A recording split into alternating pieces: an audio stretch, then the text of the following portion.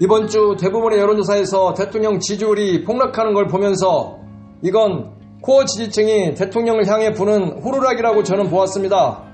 왜냐하면 이번 취임 1주년 기자회견을 보면서 저부터 정말 깜짝 놀랐는데요. 맞습니다. 마치 지선에서 패배했다는 듯한 평가를 내놓으면서 정청래 책임론에 불을 지폈지요. 여당이면 포용을 해야지 욕하고 그러면 안 된다면서 유박이들을 감싸는 듯한 모습을 보였지요. 오창석, 캠코, 비상임이사 등 줄줄이 터져나오는 유박 세력들 챙기기에 이건 뭐지? 우리 모두 상심이 컸습니다. 가족을 예를 들면 우리 아버지가 사업도 잘하고 돈도 잘 벌고 사람들도 많이 도와주고 밖에서 가면 인기도 좋고 평도 엄청 좋아. 근데 식구들이 진짜 원하는 거 우리 저녁밥 같이 먹는 거 가끔씩 일주일에 한 번 안 해줘.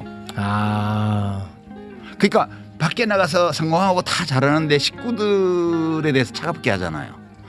근데 이거를 버리지는 못해. 아버지니까. 그러나 이제 좀 식는 거예요, 온도가. 네네. 그러니까 코어 지지층의 지지 온도가 식는다는 것은 지금 당장은 문제가 아니에요. 네. 근데 어려움이 왔을 때 그걸 버팅겨주는 힘이 엄청 약해지는 거예요. 노무현 대통령이 서거하시고 나서 막 수백만 명이 조문하고 이랬지만 그 초기에 현대건설이 북한에 보낸 그 4억 달러인가 그 문제 때문에 특검을 그때 한나라당에서 의결을 했고 지대로 다수였으니까 네. 그거를 거부권 발동을 안 하고 수용한 것 때문에 이 코어 지지층이 식었거든요. 그래서 지지율이 떨어지고 나서 어려움을 겪을 때 안 움직인 거예요. 이 코어 지지층이라는 거는 그만큼 중요한 거거든요. 게다가 전대를 앞둔 이 중요한 시기에 의도했든 의도치 않았든 당대표를 공항에 못 나오게 하면서 지지자들에게 엄청난 시그널을 주었는데요. 2024년 전대 줄곧 1위를 달리던 정봉주가 당시 이재명 대표의 김민석 의원은 왜 지지율이 안 나오지? 웃으면서 던진 이 한마디 말에 김민석이 1위로 올라섰던 기억이 나는데요. 혹시 이번에도 이런 걸 의도하고 그러신 건 아닌지 그런 생각이 드는 건 저만일까요? 당시 이에 반발한 정봉주는 1위에서 나락으로 떨어졌고 결국 6위에 있던 이현주가 5위로 턱걸이 꼴찌로 최고위에 들어왔던 기억이 나는 건 왜일까요? 계엄의 밤 이재명 당시 당대표의 방송을 보고 바로 국회로 달려가 국회 정문을 지켰던 사람 중에 저도 1인인데요.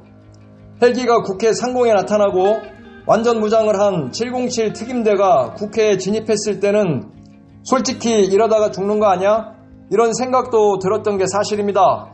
그런데 말입니다.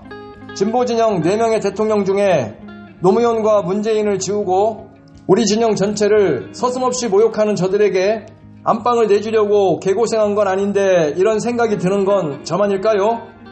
이재명 대통령과 청와대는 이제 좀 무겁게 고민을 해봐야 된다라고 봅니다. 민주당 안에서 친명이냐 아니냐, 뉴 이재명이냐 아니냐를 놓고 아주 극단적인 갈등이 일어나고 있습니다. 그 중심에는 이재명이라는 세 글자의 이름이 있습니다. 이재명 대통령과 청와대가 이 갈등 국면을 계속 두고 볼 것인가? 이재명 대통령과 청와대가 빠지고 그냥 놔두면 계속해서 서로가 싸울 겁니다. 더 정말 건널 수 없는 강을 건너기 전에 이재명 대통령과 청와대가 이제 슬슬 어떤 선택의 시간 혹은 결단을 할 시간, 어떤 특단의 조치할 때가 다가오고 있는 것 아닌가 이렇게 생각이 듭니다. 대통령께 한 말씀만 드리겠습니다. 한시라도 빨리 문재인 대통령을 청와대로 초청해서 화합의 모습을 보이고 이재명 당선을 위해 최선을 다해 여론전을 펼쳤던 유시민 작가도 초청해 여러 가지 의견을 청취하고 하면서 우리 코어 지지층의 마음의 상처를 헤아리는 게 최우선 아닐까? 저는 그런 생각이 들었습니다. 기자회견 이후에 의심이 확신으로 바뀌었단 말이죠.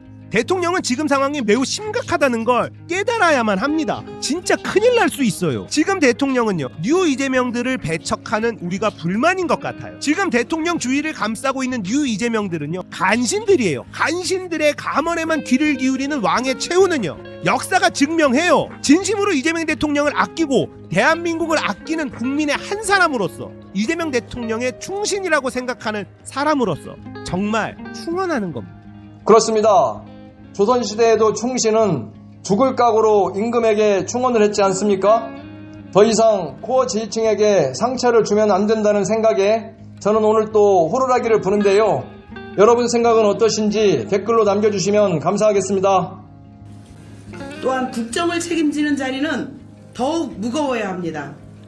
이재명 대통령께서 국익을 위해 해외 순방을 나선 시간일수록 당과 정부는 더 공고하게 국정을 뒷받침해야 합니다. 총리께서 시간을 쪼개서 당선자들에게 축하하는 것은 고마운 일입니다. 그런데 대통령 순방 중 국가를 대리하는 책임자가 연 이틀이나 당선자 워크숍에서 축사하고 사진 찍는 것이 급박한 업무일 것은 아닙니다. 이럴 때일수록 각자의 정치적 계산보다 국정 안정과 당의 단합이 먼저입니다. 국정은 국정답게, 당의 경쟁은 당의 절차와 당원의 판단에 맡기는 것이 민주주의의 기본입니다.